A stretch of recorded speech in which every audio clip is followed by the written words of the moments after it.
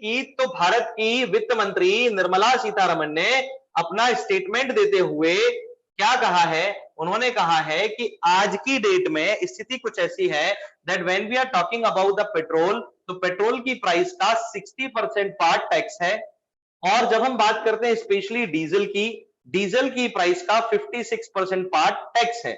यानी कि इनके मूल्य का 60% हिस्सा, 60% of the part of the total price of petrol is all about the tax. ये टैक्स सिर्फ केंद्र सरकार नहीं खाती, इस टैक्स को सेंट्रल गवर्नमेंट और स्टेट गवर्नमेंट दोनों के दोनों मिलकर एक साथ खाते हैं। This tax is just not collected by the central government, this is collected by the central and the state, both governments. Yes, sir. हाँ या ना? Yes, sir. बोलो भाई। And just because when we are talking about this, उन्होंने ये कहा था कि अगर पेट्रोल और डीजल के दामों में नियंत्रण चाहिए तो केंद्र और राज्य दोनों सरकारों को मिलकर के अपने कराधान की व्यवस्था पर कार्य करना होगा। किस पर कार्य करना होगा? केंद्र और सरकार दोनों को मिलकर के अपने कराधान की व्यवस्था पर कार्य करना। अगर दोनों मिलकर काम नहीं करते तो इस पर, अब जरा ध्यान से सुनना, इस वित्तीय हकीकत मैं तुम्हें बताता हूं। आज इसी जगह पर खड़े होकर हम इस हकीकत को जानने की कोशिश करेंगे। सुनो मेरे देश के मध्यम वर्गीय परिवारों से आने वाले नागरिकों, सुनो, मैं तुम्हें इस देश की सच्चाई बताने जा रहा हूं, और मैं नहीं बता रहा, this has been said by the Oxfam, submitted and accepted by the World Economic Forum. India is one of the member of this organization or this forum. क्योंकि भारत इस मंच का सदस्य है तो भारत की सरकार को ये सुनना पड़ेगा। आज तो मोदी जी सुनेंगे। And what actually is going on in this nation? Global crisis में हमें एक बड़ा नुकसान हुआ, ये बात बिल्कुल सही है, और मैं भी इस बात को मानता हूं कि global crisis of 2020-2021 that was just because of the COVID, जो सिर्फ और सिर्फ किसकी वजह से थी? जो सिर्फ और सिर्फ कोविड-19 की वजह से थी, उसमें हमें नुकसान हुआ। लेकिन क्या ये सही है कि सरकार इस नुकसान की भरपाई उन करों में बढ़ोतरी कर ले, टैक्सेस में इंक्रीमेंट ला करके कर ले, जो टैक्स आम जनता पर भी लगते हो?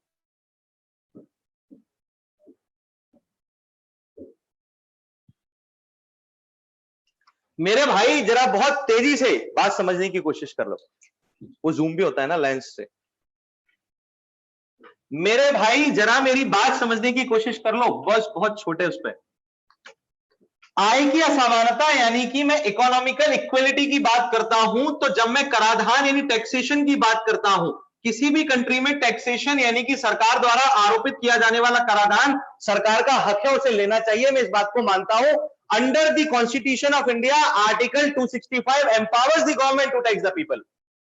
भारत के संविधान का अनुच्छेद 265 भारत की सरकार को लोगों पर कर लगाने का हक देता है, जो और देशों के संविधान से अलग भारत की सरकार को एक अधिकार दे रहा है, और उसका हम सम्मान भी करते हैं। We actually are giving our respect to this article, this provision that the government has the right to tax the people. Okay sir, okay, no problem, लीजिए, हम देंगे। लेकिन कराधान यानी कि टैक्सेशन जो इस सब्जेक्ट है, उसका एक क्या होना चाहिए?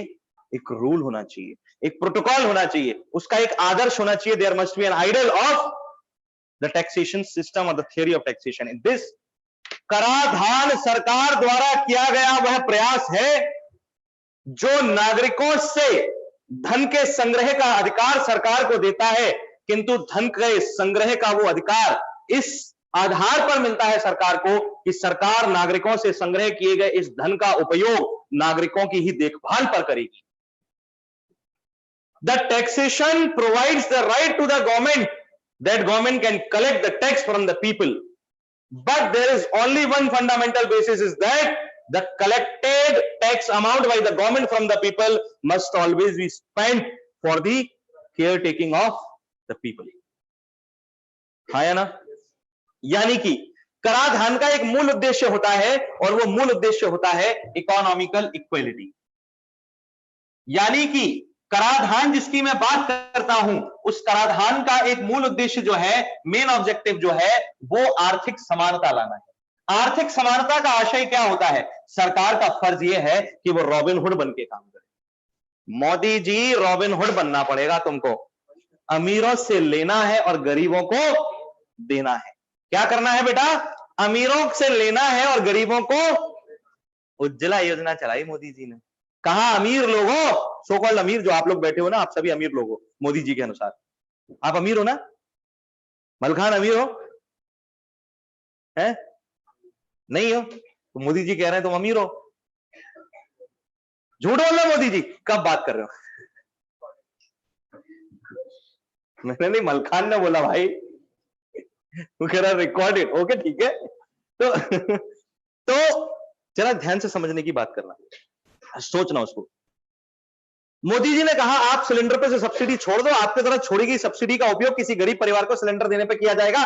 क्या मोदी जी प्रमाणित तौर पर हमें जानकारी दे सकते हैं कि गरीब परिवारों के 100% लोगों को उज्ज्वला सिलेंडर मिला, या जिन घरों में Ujjwala cylinder free of cost गया है वो गरीब ही थे? जिसके घर पर डिश टीवी का एंटेना लगा हो वो गरीब है क्या? आप भाषण दिए जा रहे हो, अपनी उपलब्धियां गिनाए जा रहे हो। वहां हमारे देश के गृह मंत्री पश्चिम बंगाल में अपनी उपलब्धियां गिनाते हैं भाषणों में। मोदी जी भी जब भाषण देते हैं अपनी उपलब्धियां गिनाते हैं, और थकते ही नहीं यार, उपलब्धियां गिनाते जाते हैं, गिनाते जाते हैं, गिनाते जाते हैं। मेरा तो मन करता है उनको बोल दूं भाषण के दौरान, चुप हो जा श्वेता, चुप हो जा, देश के 121 करोड़ लोग तेरी बात सुन रहे हैं।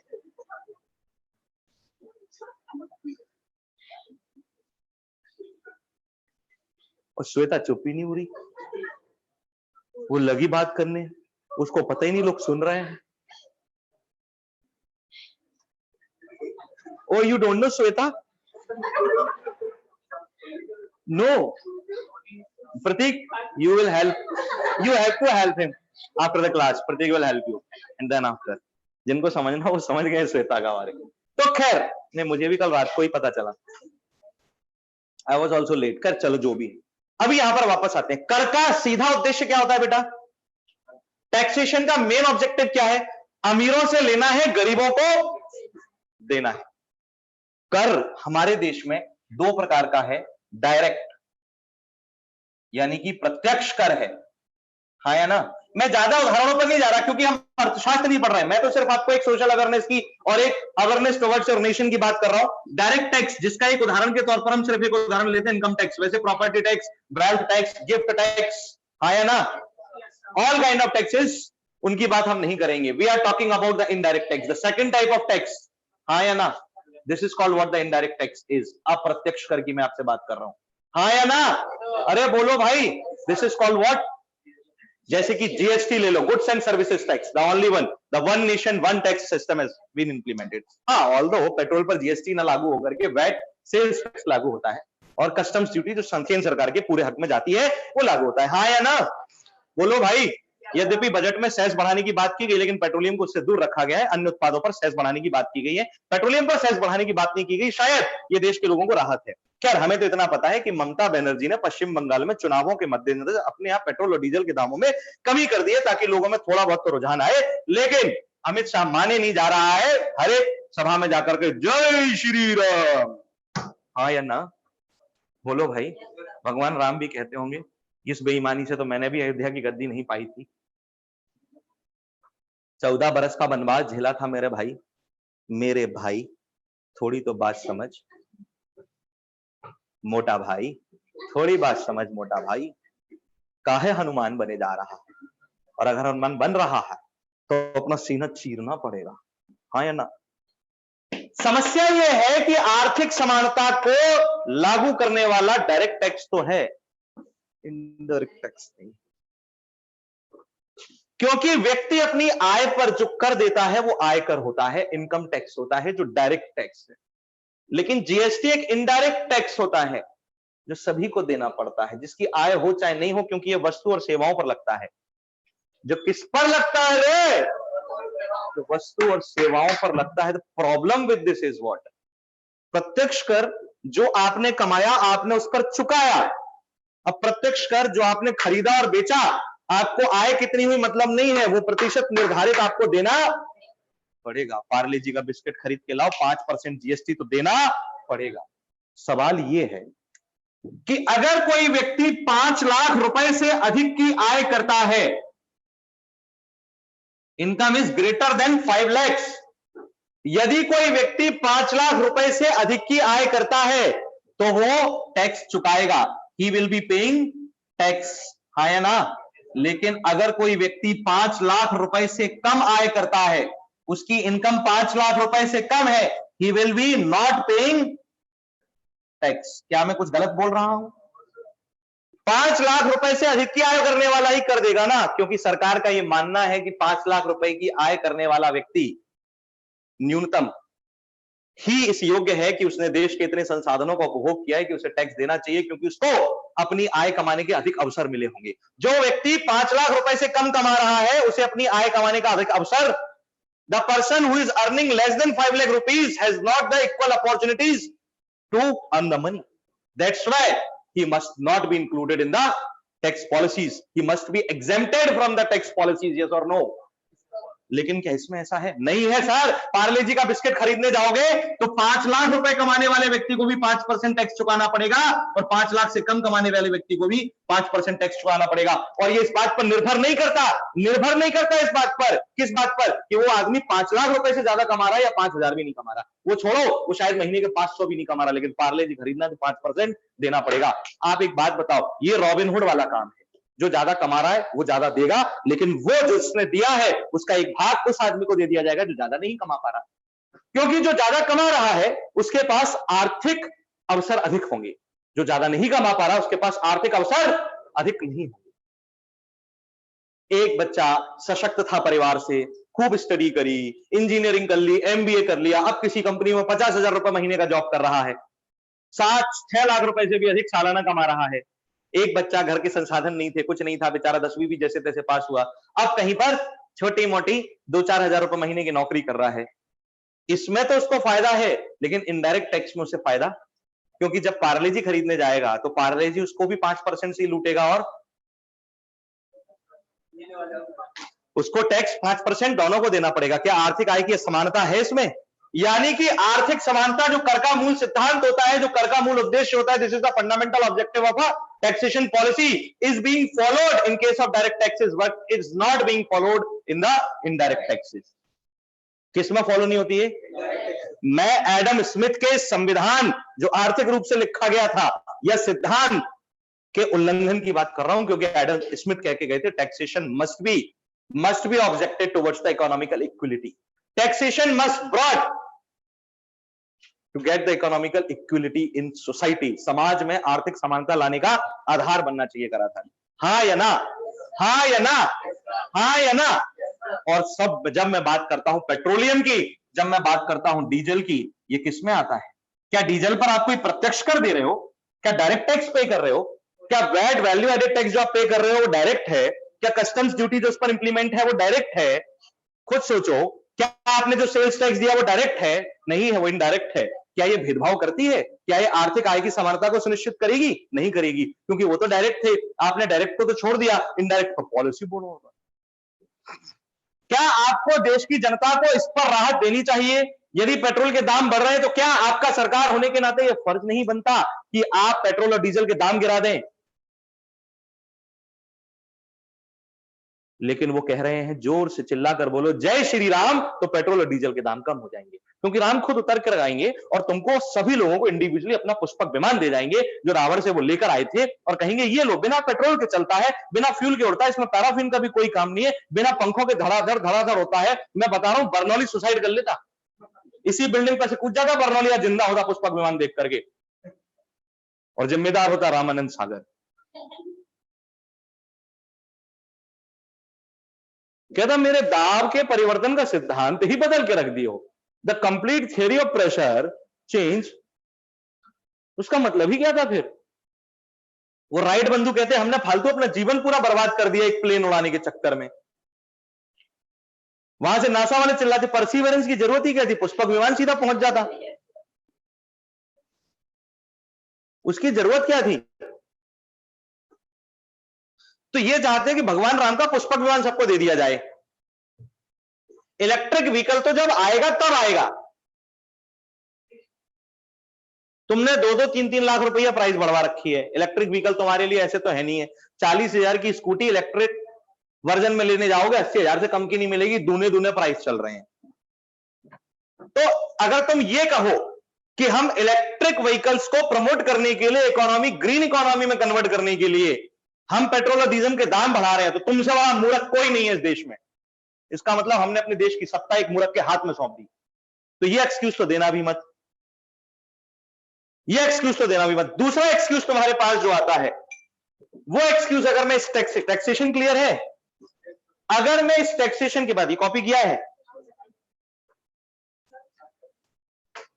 अगर इस एक्सक्यूज के बाद आप दूसरा एक्सक्यूज हमें देते हो, sir due to the global crisis no government is actually completely was collapsed economy minus GDP, how can we bear this situation? That's why we have to increase the prices, sir. Sir, I'm really very sorry, but we have to increase, sir. तो ये report हमें ये बताती है कि इसी global crisis में वर्ष 2020 से 2021 के दौरान, जरा ध्यान से सुनो, भारत के 100 अमीर रिच पर्सनालिटीज या रिच फैमिलीज ऐसे थे जिनकी कुल आय में बढ़ोतरी, इन 100 के 100 को मिला लोगे ना, 12,97,800 करोड़ रुपीस बढ़ी है। 12,97,800 करोड़ रुपए देश के 100 बड़े आर्थिक परिवारों की आय में बढ़ोतरी दर्ज की गई इस ग्लोबल क्राइसिस में। तो ग्लोबल क्राइसिस कहां से हो गई? नहीं, ग्लोबल क्राइसिस कहां से हो गई? नहीं, मुझे बताओ ग्लोबल क्राइसिस कहां से हो गई? अगर ऑक्सफैम कहता है आर्थिक असमानता की इस रिपोर्ट टाइम टू केयर को रिप्रेजेंट करते हुए कि इस ग्लोबल क्राइसिस के ईयर 2020-21 में, जैसे आपने कोविड-19 नाम दिया है, में देश के 100 बड़े उद्योगपति परिवारों की आय मिलाकर के 12,97,800 करोड़ रुपए से ज्यादा बढ़ गई है। अगर इतनी बढ़ गई है तो ग्लोबल क्राइसिस कहां आई? गरीब और गरीब हो गया, अमीर और अमीर हो गया। आप उस देश की बात कर रहे हो, सुनो जरा, आप उस देश की बात कर रहे हो जिस देश के अनौपचारिक क्षेत्र, अनऑर्गेनाइज्ड सेक्टर में काम करने वाले लोग 70% की पॉपुलेशन के साथ बेरोजगार हो चुके हैं। उनके घरों में खाना खाने के लिए पैसा नहीं है, और आप पेट्रोल और डीजल के दाम बढ़ा रहे हो। आपको शर्म नहीं आई? क्या आपको इनपुट टैक्सेशन पॉलिसी इंक्रीज करनी चाहिए, या आपको देश की पूरी जनता पर इकोनॉमिक पॉलिसी इंक्रीज करनी चाहिए, टैक्सेशन पॉलिसी इंक्रीज करनी चाहिए? आप बताओ, इन पर करनी चाहिए, उन पर करनी चाहिए? एक आंकड़े के अनुसार ये रिपोर्ट क्या कहती है? ये रिपोर्ट कहती है कि भारत की कुल आबादी अगर 138 करोड़ भी मानी जाए, ये मैक्सिमम लेवल पर है, मैं 135 करोड़ बोलता हूं हर बार। इस बार इस रिपोर्ट के अनुसार मैं भारत की कुल आबादी, total population of India, Bharat की कुल आबादी कितनी ले रहा हूं बेटा? 138 करोड़ ले रहा हूं। कितनी ले रहा हूं? 138 करोड़ ले रहा हूं। तो ऑक्सफैम की रिपोर्ट के अनुसार ये 12,97,800 करोड़ रुपए ऐसे हैं जिनको अगर एक व्यक्ति को डिस्ट्रीब्यूट कर दिया जाए, ईच पर्सन 94,000 रुपए बांटे जा सकते हैं।